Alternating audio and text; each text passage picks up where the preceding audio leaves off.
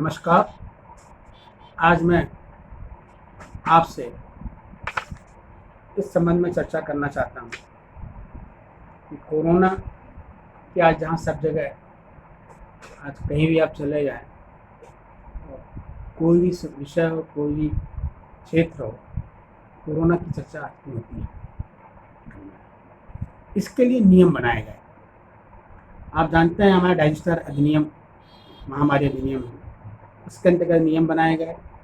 CrPC और IPC के अंतर्गत इंस्ट्रक्शन जारी किए गए, 144 लगाई गई, स्टेट लगाया गया और इन सब नियमों के अंतर्गत पालन करने के लिए आदेश जारी किए गए।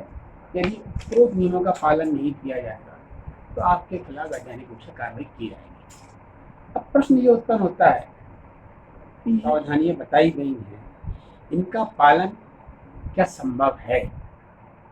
क्योंकि जिस चीज़ का पालन संभव नहीं है तो उसके लिए कानून बनाकर, कानून का उसका वायलेशन करके उसको सजा देना कहाँ तक उचित और न्यायोचित होगा, ये एक बड़ा प्रश्न है। हम बात कर लें 6 फीट की मानव दूरी की। 6 फुट की मानव दूरी खुद सरकार कन्फ्यूजन में है। एक तरफ वो जब कहती है कि गाड़ी टैक्सियों में 2 आदमी बैठेंगे, हमारी अभी कोई भी 4 व्हीलर्स ऐसा नहीं है, कोई कंपनी की नहीं है जहाँ ड्राइवर यदि बैठा है तो उसके साथ दूसरा आदमी बैठे तो 6 फीट डिस्टेंस मेंटेन कर पाए। तो हम 1 बैठा लें, जब 2 बैठा लें, 4 बैठा लें, तो 6 फीट का डिस्टेंस टोटली इम्पॉसिबल है, नहीं हो रहा है। रेलवे की बात कर रहे हैं, वहाँ सरकार 6 फीट का डिस्टेंस लागू नहीं कर पा रही है।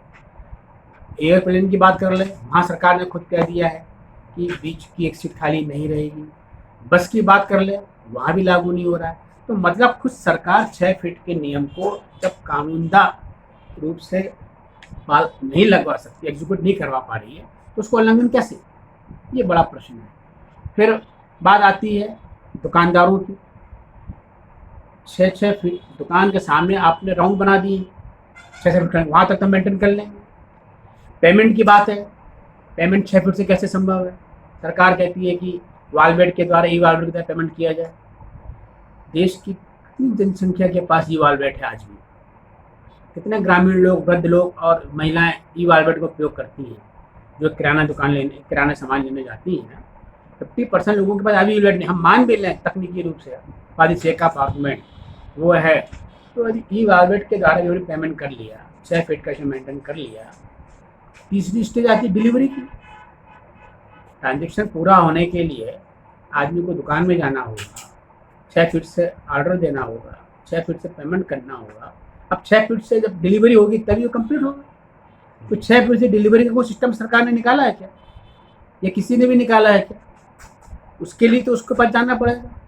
6 फीट का सिस्टम क्या सरकार यदि ये प्रिज्यूम करती है कि दुकानदारों के, होलसेल दुकानदारों में बड़े लोग जाते हैं और उन गाड़ी लेके जाते हैं और उनका सामान उनका दुकान का सर्वेंट गाड़ी में रख देता है, क्या ये स्थिति कॉमन है? तो हमने एक नागरिक की हैसियत से नहीं सोचा है कि एक नागरिक जब दुकान में जाएगा ग्रामीण क्षेत्र का, तो ना उसका वॉलवेट है और ना 6 फीट की डिलीवरी देने के लिए दुकानदार के पास भी सिस्टम है, ना कस्टमर के पास भी लेने का सिस्टम है। तो वहाँ पे हम जब ब्रेक करते हैं तो वहाँ भी मतलब एक ट्रांजेक्शन में लेन देन के दुकानदार और ग्राहक के बीच में 6 फीट का डिस्टेंस को ब्रेक कर रहे हैं। मतलब क्या है कि हम किसी भी स्थिति में 6 फीट का डिस्टेंस यदि हम नॉर्मल लाइफ लीड करना चाह रहे हैं तो हम मेंटेन नहीं कर पा रहे हैं, तब तो इसके कानून की आवश्यकता क्यों?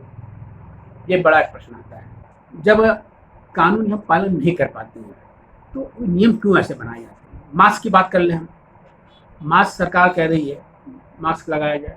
अब इस मास्क में हमारे, आप भी बैठे हैं, हम भी बैठे हैं, आँख खुली है और कान खुला है, तो यहाँ से ड्रॉपलेट हो सकता है।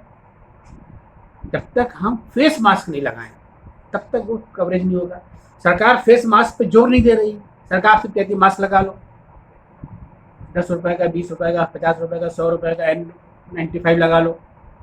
लेकिन उसके बाद भी आपकी जब तक आँख और कान पूरे कवर नहीं होंगे तो टोटल सेफ्टी नहीं हो पाएगी। तो आप कहीं ना कहीं वहाँ पे भी आप पोजीशन दे रहे हो स्पीड ओवर करने के लिए कोरोना वायरस को, तो वहाँ भी जब मास्क के वायलेशन कैसे होगा?